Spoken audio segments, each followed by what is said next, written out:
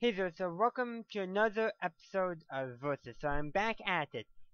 Today's episode will not be a continuation of my Chimera versus the USS Enterprise D, though that will be out before the year is over. However, today I'm giving you a short little quickie because I'm doing it on summer short notice. My videos won't be as short notices in the future, but I will be doing more quickies in the future because a nice quick and lots of fun because they can be actually very objective. So in today's matchup, I'm going to be pitting the Imperial Death Star, I don't know why I had Imperial for it, but I did, versus a Borg Tactical Cube. So you can actually let me know in the poll right now what you think is going to win, the Death Star or the Tactical Cube.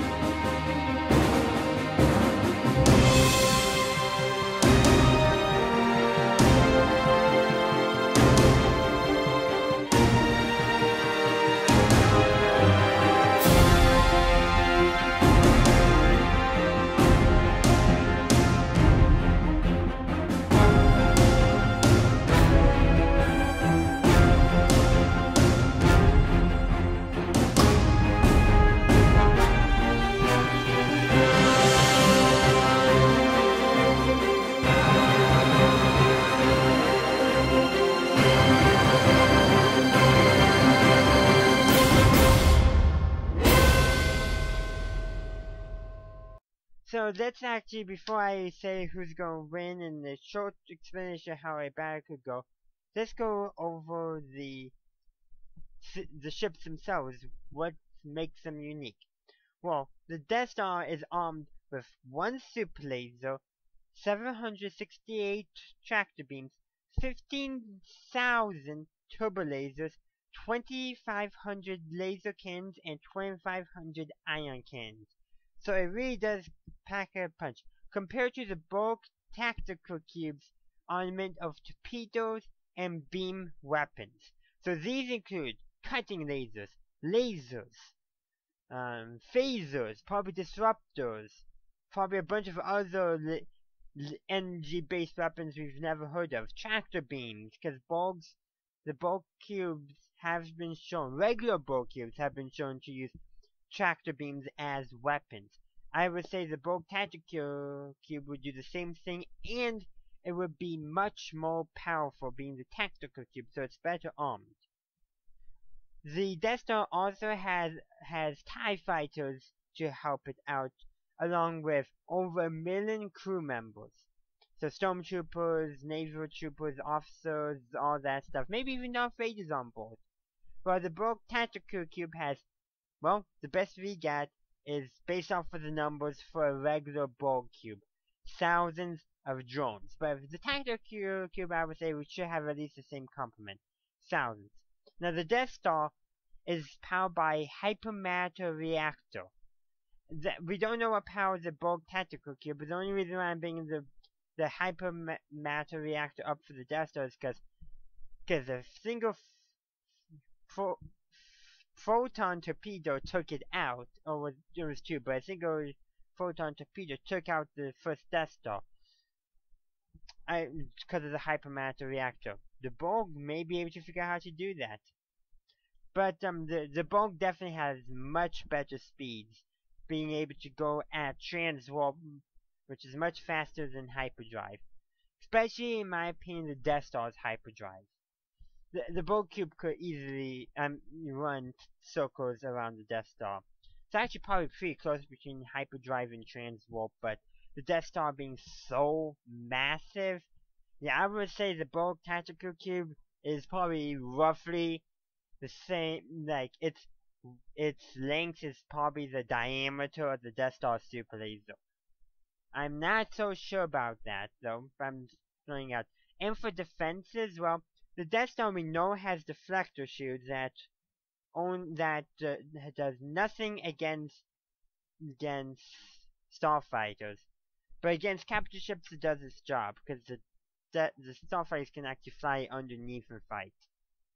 And it probably doesn't take much to take out because it has such thick armor. But the Borg Tactical Cube not only has the traditional shielding of a Borg Cube, which I'm calling adaptive shields for short. There's some more techno jumbo out there, but can pretty much adapt to any energy-based weapon. Plus, it has thicker hull armor than a regular cube. So I think the Borg Tactical Cube has better defenses. Now, these two meet and they start fighting. It's a fight to the death. Who's gonna win? Well, if the Death Star can fire its super laser and hit the tactical cube within the first few minutes of the battle, the Death Star will win every time. But that's only if the Death Star fires and manages to hit the cube, because it obliterates the cube into smithereens and the battle's over. Though, if the Death Star does not fire its turbo laser, the Borg Tactical Cube has a much stronger chance. The Borg probably wouldn't be able to hold up to all those turbo lasers, laser cannons, and ion cannons for very long and would be ripped apart by them anyhow. So actually, I would say the Death Star wins probably 7.5 times out of 10. But all that count, and the only reason why the Borg Cube will win is if they can adapt quick enough. Now, the only exception to this is if the Borg are able to beam a boarding party on board the Death Star. And so the cube will still get destroyed no matter what. That's the thing, the Borg Cube will lose every time. The Borg may not lose, but the cube will lose. So that's how I'm going to end this matchup, by saying the Borg Tactical Cube will be destroyed in every single battle. The Death Star, though, I would say will be simulated in at least half of them where the Borg Cube is not destroyed within the first 5 minutes of the battle. About half the time, because if they can essentially jettison huge sections of the Death Star, it all depends on where the simulation starts and how quickly the Imperials realize it. But if you're just comparing the ships themselves, the Death Star will destroy the cube every time. So thank you for watching this quick little versus video. If you enjoyed it, please leave a like. And also let me know in the comments down below, what did you think of this matchup? Do you agree with me? And also, you can give me future suggestions for future versus videos. I have a list of ideas and I would love to add yours to them. And also, if you support me on Patreon, your requests will get priority over other requests as well. So I just wanted to let you know that there's a thing you can get if you support me on Patreon. Thank you for watching, and as always, have a good day, a good night, wherever you are. May the force be with you while you live long and prosper.